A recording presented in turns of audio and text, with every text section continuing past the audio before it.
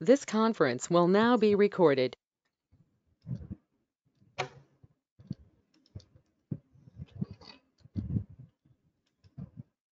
Okay, so then we'll start the topic, which is lymph nodes and neck dissection. I'll go through it very superficially. I have a lot of diagrams in it, so I won't tell you much of matter. Just I'll try to explain the diagrams. With that, you can understand a bit, and only few questions are asked from these chapters, so you need not worry. You need not mug up all this. Okay.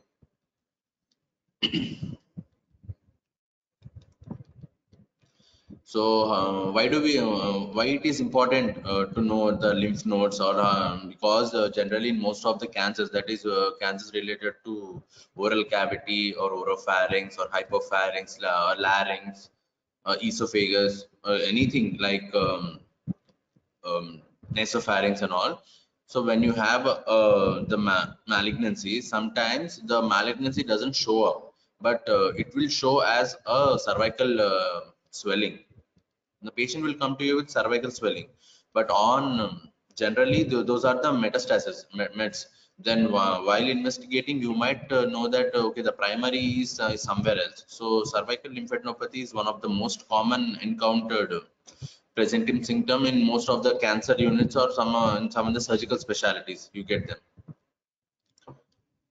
So we need to know what are the level of neck nodes, where these nodes are present, and what is the significance of each node, so that you can trace out the primary and treat accordingly.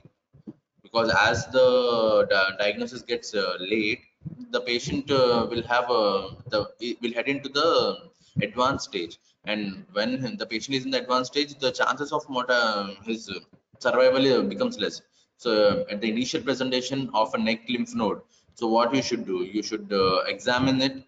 Once you examine, you should go for an ultrasound and FNAC. So if it's a cancer, then you have to do an pan endoscopy, like you need to do a bronchoscopy, esophagoscopy, laryngoscopy. If required, you also do a flexible nasopharyngoscopy to see whether any suspicious content is seen in any of these areas.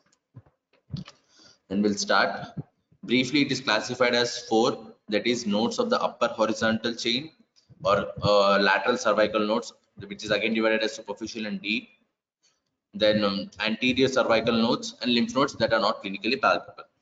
So when a patient comes to you with cervical lymph nodes, you have to classify them accordingly to this. If whether it's an anterior one, whether it's a lateral one, or it's a node of a upper horizontal chain. I'll show you in a diagram so that that will be clear. And some lymph nodes are there which are not palpable. You cannot palpate some lymph nodes. So there are some lymph nodes, but there is some significance for that also. Okay, in the later slides you will be able to know that. So this is a diagram showing all the lymph nodes. Okay, so it's a rough diagram, it's not the true diagram. Just I'll try to explain one and one. So lymph nodes are present all over the face, all over the neck, all over the body. Okay, so now as we are concerned about ENT and head and neck, so we will deal up till only neck. We won't go into the thorax or abdomen or the lower limb.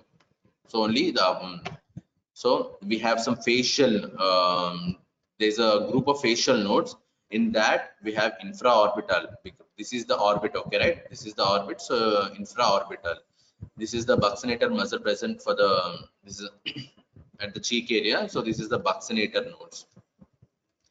Mid-mandibular and submandibular. So this is the, see, you can see this is the mandible, right? So somewhere near the mandible is the mid-mandibular nodes, submandibular, the beneath the mandible, so submandibular nodes, and this is the mentum area, so submental nodes. So yeah, the names are the nomenclature is very easy. The location where they are present means it might be present near some muscle or bones, or some area. So they're just named with that. No need of any extra any typical nomenclature is required. Only it's very simple. So this is the larynx, right? So before the larynx it is present pre-laryngeal node, and here the trachea is starting. So anterior to the trachea, so it's pretracheal nodes. Posterior to the trachea, paratracheal nodes. So these all comprise the anterior cervical nodes. Okay, so pre-laryngeal, pretracheal, and paratracheal, these all belong to the anterior. Then there was some other classification as lower lateral lymph nodes.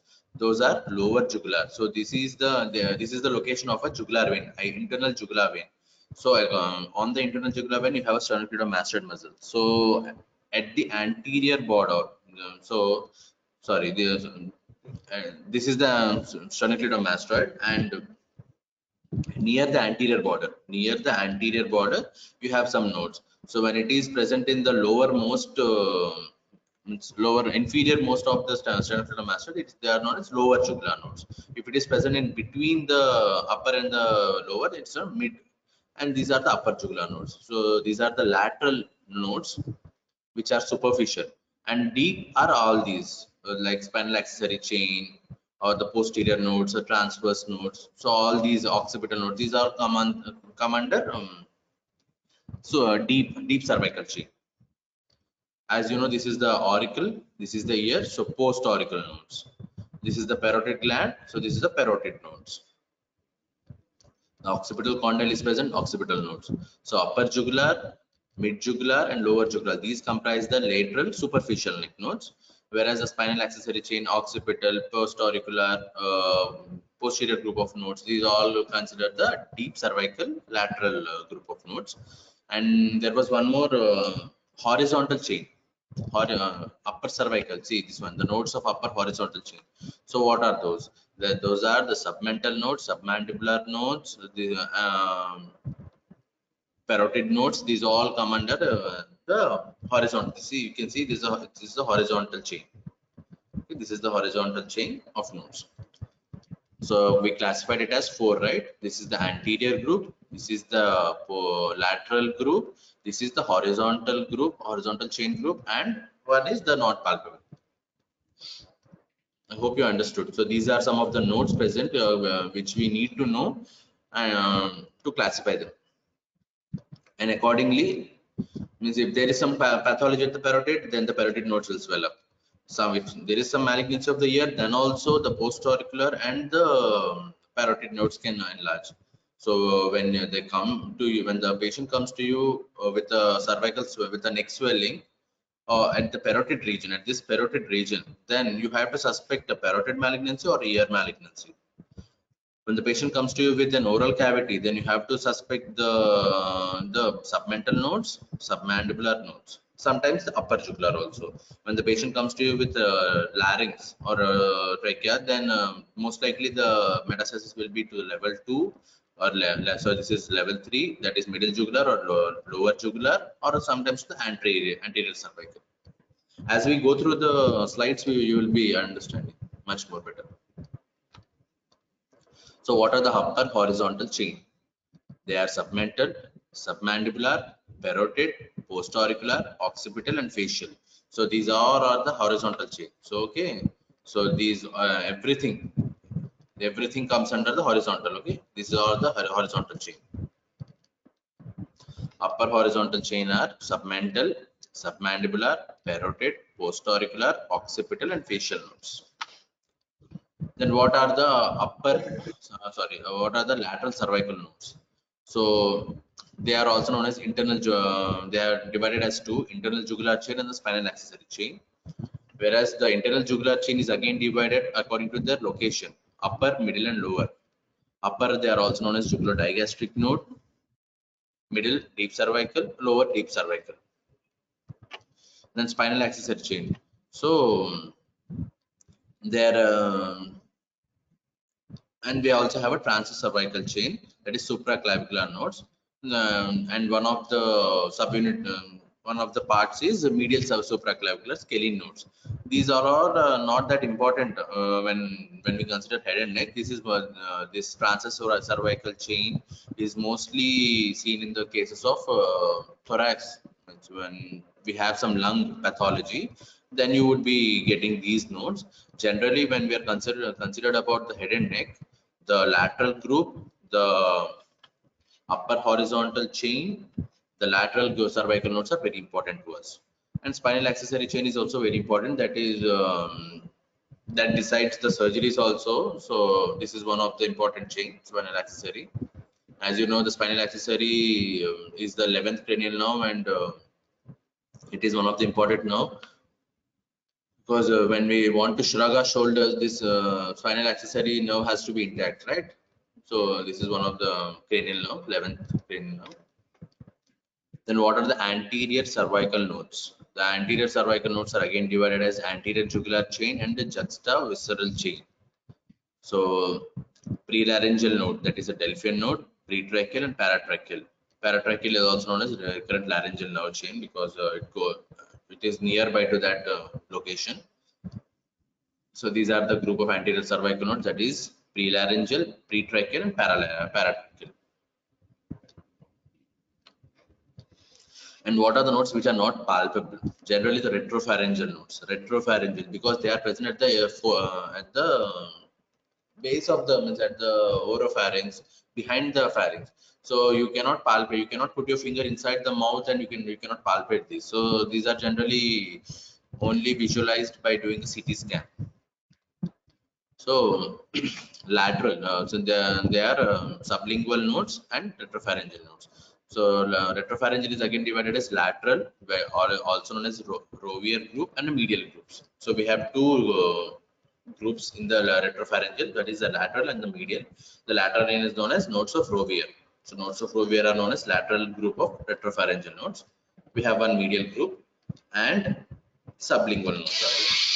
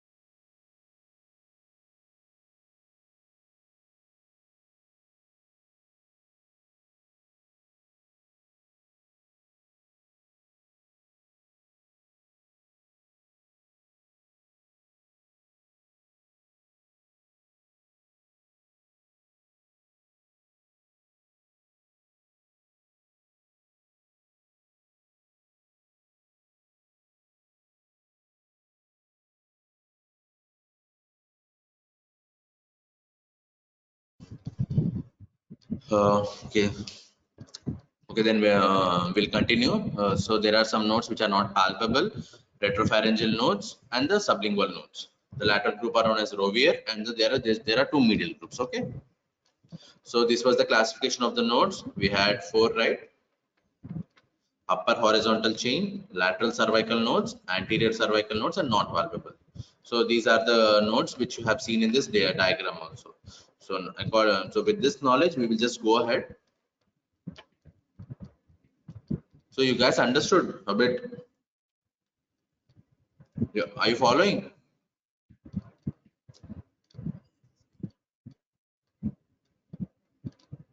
Anybody Yes, there? sir. Okay, thank Yes, you sir. so much. Yeah, every time I just hear some girls telling that yes sir, or they're responding only girl. Whether all the boys are just marking present and going out, or is someone listening? Apart from Jyoti Prakash, I think he would be there. I think I'm expecting Yes, him. sir. Apart from Prakash, if is there any other guy who is listening this?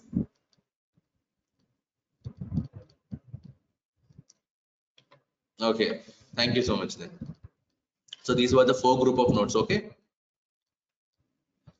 So in this diagram, clinically you're not you cannot palpate this. So these are the nodes of Rovier. Okay, so these are the lateral groups, and these are the medial groups. Okay, so these are the medial groups. So you can see this is the pharynx area. These are the constrictor muscles. Okay, so these are the constrictor muscles, and you cannot put your finger directly into the mouth, and you can't palpate.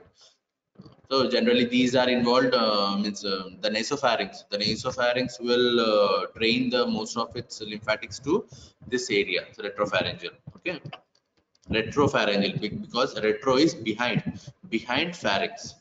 So behind the pharynx, you have a lateral group which are known as nodes of Rovier, and we have medial groups. Okay, and we have some sublingual. Sublingual means lingual is the tongue, so beneath the tongue, so you cannot palpate the nodes at the tongue, right? So it's a sublingual, so these are not palpable. Then we come to the levels. We so the Memorial Sloan Kettering Hospital, there is a hospital in UK which has simplified the neck levels. So they have made a classification, they have made some levels uh, to get a better picture, means to know the primaries. So they have derived a table, telling what are nodes. Okay, so we'll go with so they are divided into level 1 to 7. So the level 1 will is known as submental node and the submandibular node. Okay, the submental and the submandibular nodes are known as level 1, and 1A is submental, 1B is submandibular. I'll show you the pictures once again at the last. So level 1 is divided into 1A and 1B. 1A is submental, 1B is submandibular. When you are asked to write what are the levels of neck nodes, you just need to write this these slides. Level 1A, you just write level 1, and then below that you write level 1A, that is submental, level 1B is submandibular. That's it. Then level 2. Then level 2. So level 2, it's at the upper jugular region, that is between the skull base and the hyoid bone. So the superior margin is the skull base and the inferior margin is at the hyoid bone level. So that part is known as level 2. And level 2 is again divided by this accessory nerve. The spinal accessory nerve will divide the level 2 into 2, that is 2A and 2B. 2A is infromedial and 2B is superolateral. This infromedial and superolateral, I'll just make you understand with a picture. So just remember this. Level 2 is known as upper jugular, whereas where the superior margin is skull base and the inferior margin is hyoid bone. They are again divided into 2A and 2B. 2A is infromedial and 2B is superolateral. They are divided by accessory nerve. Okay, just remember that.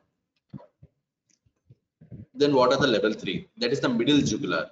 So the superior border will be from the hyoid bone. The inferior border of level 2 is will become the superior border of level 3. So from the hyoid bone to the upper border of cricoid cartilage, that is known as middle jugular. So whenever we take a boundary, we generally we take a boundary of a cartilage or a bony boundary we take. So that is constant in most of in every human being. So generally we take the boundary as a human bone. So skull base, so from the skull base to the hyoid bone is level 2, that is upper jugular. From the hyoid bone to the upper border of cricoid cartilage is level 3, that is middle jugular. And the lower jugular is from between the upper border of cricoid cartilage and the clavicle. So between these structure is the lower jugular, so that is level 4. Then comes the level 5. So these are also known as posterior triangle nodes. So this is the posterior nodes. They are again divided into upper, middle and lower, corresponding to the planes of level 2, 3, 4. Means parallel to 2 will be the upper posterior, parallel to 3 will be middle posterior, and parallel to lower jugular is the lower posterior nodes. And they are again divided by spinal accessory. Spinal accessory has been dividing two levels. Level 2 was divided by spinal accessory, and level 5 is also divided by spinal accessory. So level 5A is spinal accessory nodes above the level of cricoid cartilage, and level 5B is transverse chain, cervical chains and supraclavicular nodes below the level of cricoid cartilage. So cricoid cartilage here is the boundary, so that above it is the level 5A and below it is level 5B. Then what is the level 6? That is the anterior compartment nodes. Prelaryngeal, perithyroidal, pretracheal, paratracheal, all the anterior group nodes come into the level 6. And level 7 is superior mediastinum nodes. And the lymph nodes not included are generally Memorial Sloan Kettering Hospital, they have not included these into any of the neck nodes, lymph levels of the neck nodes. So but you need to remember this PRSO. P is parotid or preauricular, R is retroauricular, that is mastoid, so S is suboccipital, and others are retropharyngeal and facial. So these are also involved, but they are not classified into levels. So now with this diagram, I'll try to make you understand everything. So this is the level 1. So this is the level 1. Okay, so this is the level 1. 1A is submental, 1B is submandibular. 1A, 1B. So this was the level 1, and this is the level 2. Okay, so this is the whole thing is level 2. The level 2 is again divided into upper, middle and lower. Sorry, the lateral group, sorry. So this is the level 2. This is the upper jugular node. Upper jugular is again divided by a spinal accessory nerve. Spinal accessory nerve divides into inferior-medial, superior-lateral. So this is the superior, right? This is the inferior, and this is the medial boundary. This is the lateral boundary. So that's why this spinal accessory will divide the level 2 node into inferior-medial and superior-lateral. I hope you understood. 1A is submental, 1B is submandibular. This is the upper jugular divided by spinal accessory into inferior-medial, that is 2A, and superior-lateral, that is 2B. Then this starts at the base of the skull until the hyoid bone. So somewhere here the hyoid bone will be there. So this is the lower border of the upper jugular. Then the middle jugular from the hyoid bone to the upper border of cricoid cartilage.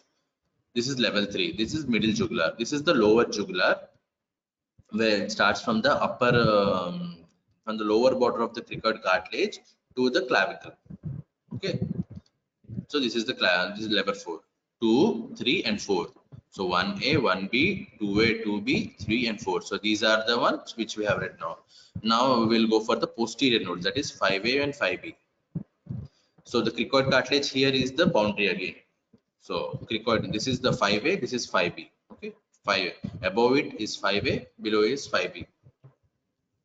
Level 6 is anterior one. Prelaryngeal, pretracheal, paratracheal, perithyroidal. All the nodes will come in this anterior group nodes. That is 6. And we have some other nodes which are not mentioned. That is P parotid or preauricular. This is R retromastoid or retroauricular. This is the suboccipital nodes. I hope you have understood this picture. I'll be sharing you this PPT. Once you go through this, that will be very easy for you. Okay. So when a question is asked, what are the levels of neck nodes? You just need to write this. 1A submental, 1B submandibular, 2A is inferior. If you don't write this as 2A, 2B, there's no problem. 2 is upper jugular, 3 is middle jugular, 4 is lower jugular. 5 is posterior. If you don't write A and B, then also it's fine. But 5 is posterior. 6 is anterior. And the 7th is generally here, superior mediastinal nodes, which are not shown here. They are very rare actually. So 7 is superior mediastinum. And we have some other known as parotid, retroauricular and suboccipital.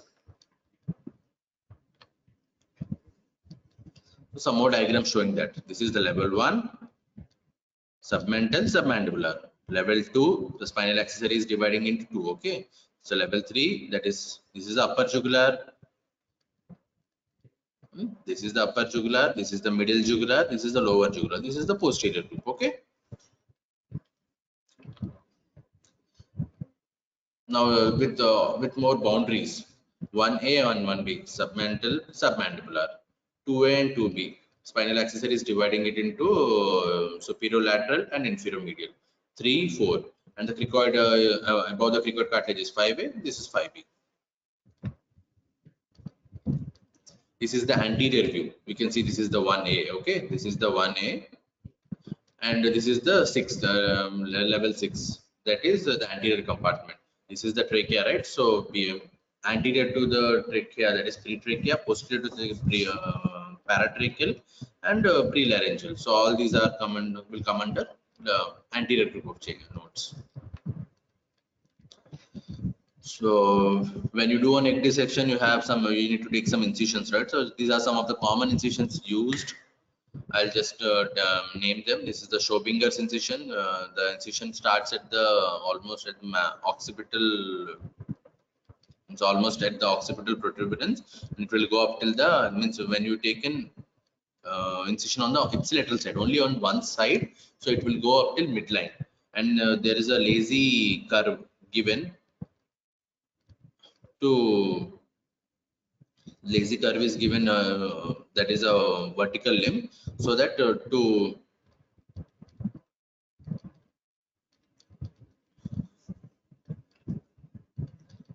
dissect the jugular chain.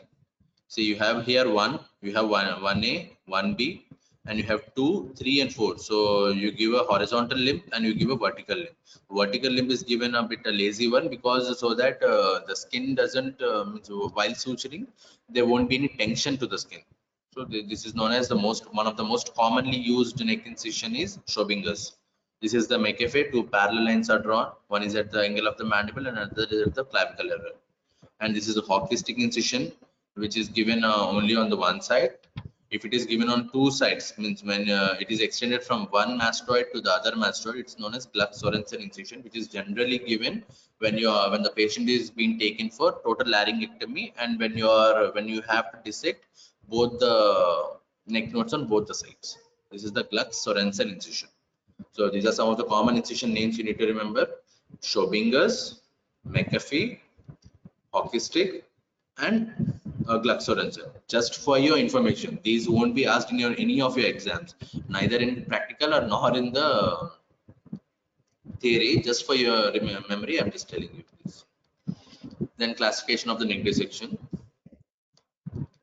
So when do we call it as a radical neck dissection? When we remove 1, 2, 3, 4, 5, all. Means when we remove all, including sternocleidomastoid, internal jugular vein, spinal accessory nerve, submandibular, salivary gland, tail of the parotid, and omohyoid.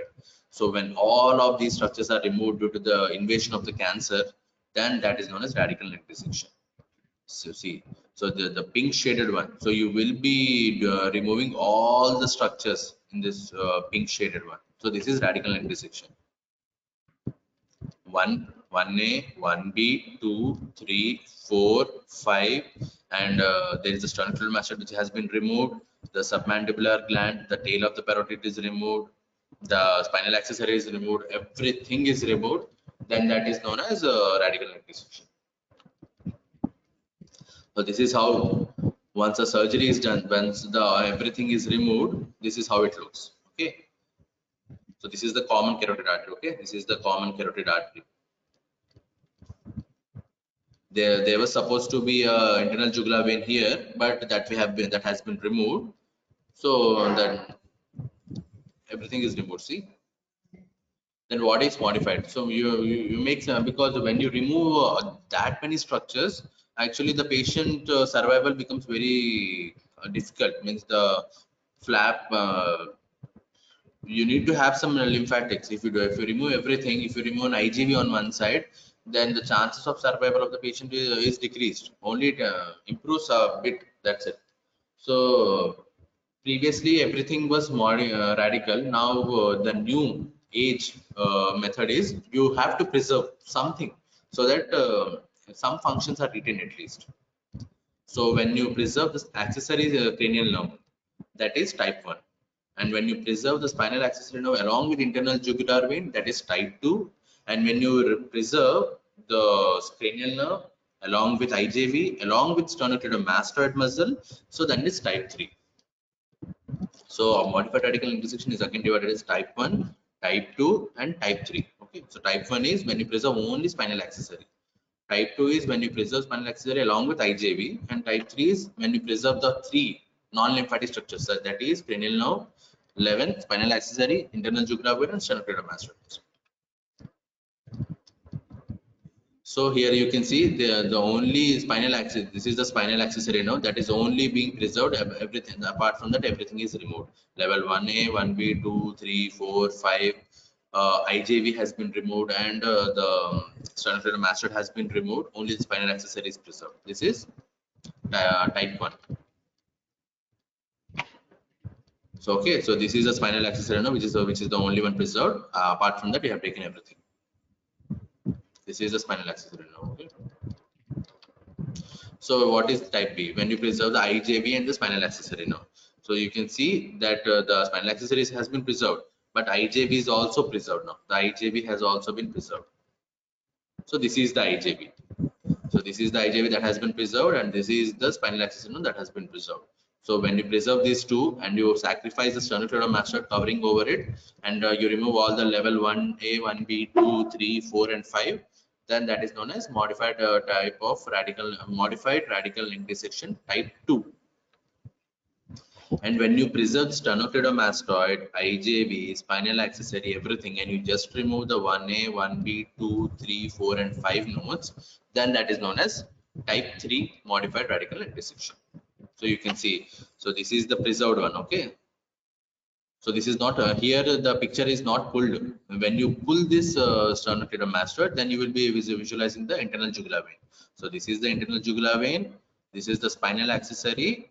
So this is the spinal accessory. Okay, spinal accessory, internal jugular vein, sternocleidomastoid. So everything is preserved. Only the level 1, 2, 3, 4, 5. So all these are removed. So here somewhere 1A will be there. 1A, 1B, 2, 3, 4. All are removed. Then we have some selective neck dissections. They are again divided as, so in selective neck dissection, you will preserve the cranial nerve 11, IJV, and sternocleidomastoid. Apart from that, you won't remove all the 5 levels. And so you, when you leave only 1, 2, and 3, excuse me.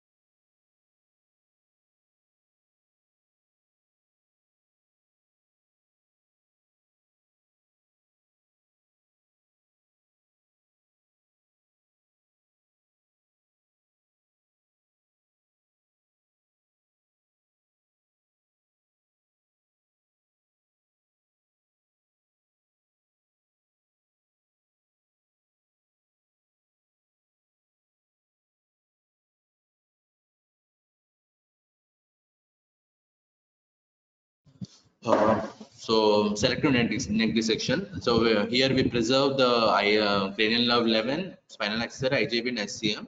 When we remove only 1, 2, and 3, then it is known as supraomohyoid. Supraomohyoid means all the levels of neck nodes above the omohyoid muscle is also known as supraomohyoid neck dissection.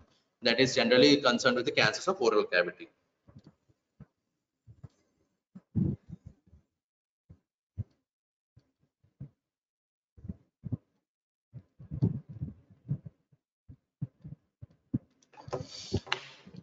That is a supraomohyoid is also known as anterolateral. Okay, then lateral group, that is when you remove only the level 2, level 3, and level 4. That is lateral neck dissection, generally done in the cancers of pharynx, hypopharynx, and larynx. Posterior lateral group, that is when you remove 2, 3, 4, and 5. When you include the level 5 to the lateral neck dissection, that it becomes a posterior lateral neck dissection, generally done for the cancer or melanoma of the posterior scalp or posterior upper neck. And anterior compartment, that is only when we remove only level 6. That is generally done in the cases of thyroid cancer, subglottic cancer, cervical trachea, and hypopharynx cancers. Okay, so supraomohyoid, lateral neck dissection, posterior lateral neck dissection, anterior neck dissection. So these are some of the selective neck dissections. So when you remove only anterior group, that is anterior neck dissection, only level 6. See, only the anterior group has been removed. This is the trachea. Okay, this is the trachea, and this is the thyroid over it. So only that part, the nodes around that part are removed. This is the lateral neck dissection, 2A, 2B, 3, and 4. Only these nodes are removed. You can see the IJV, sternocleidomastoid, everything is preserved. Okay, so only this has been removed. Posterior lateral, 2A, 2B, 3, 4, 5A, 5B, everything are removed. So that this is the posterior lateral neck dissection. suprahomohyoid, that is 1A, 1B, 2A, 2B, and 3. When you remove, we have a this is a homohyoid muscle. Okay, so anything above the homohyoid is known as suprahomohyoid. So when you remove only this 1A, 1B, 2A, 2B, 3 in the cancers of oral cavity generally, so that is known as suprahomohyoid or anterior, or it's also known as sorry, anterolateral. Okay, so anterolateral neck dissection.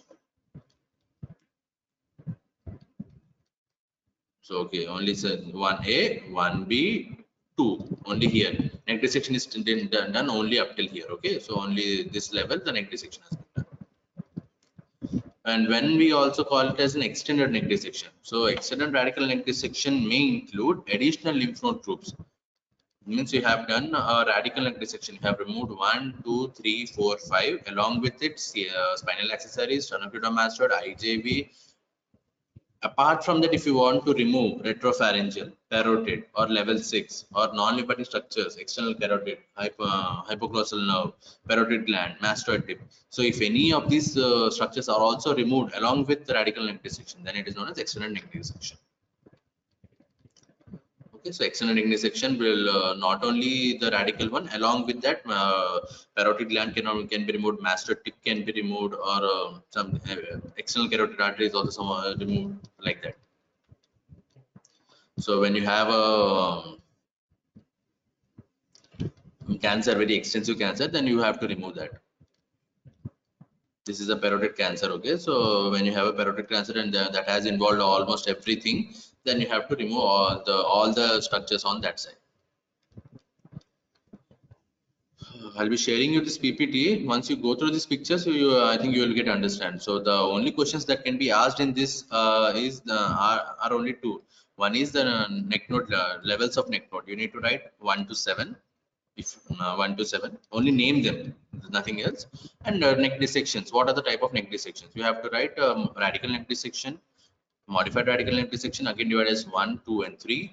Then selective neck dissection, that is anterior, you can only anterior or lateral or posterior lateral or suprahomohyoid, and sometimes an external radical. So these are the two questions which are generally asked from this. Apart from that, nothing will be asked. Okay, then I don't think so you have any doubt in this. I'll share this PPT once you go through this. If everyone has marked their attendance, then I'll close the class.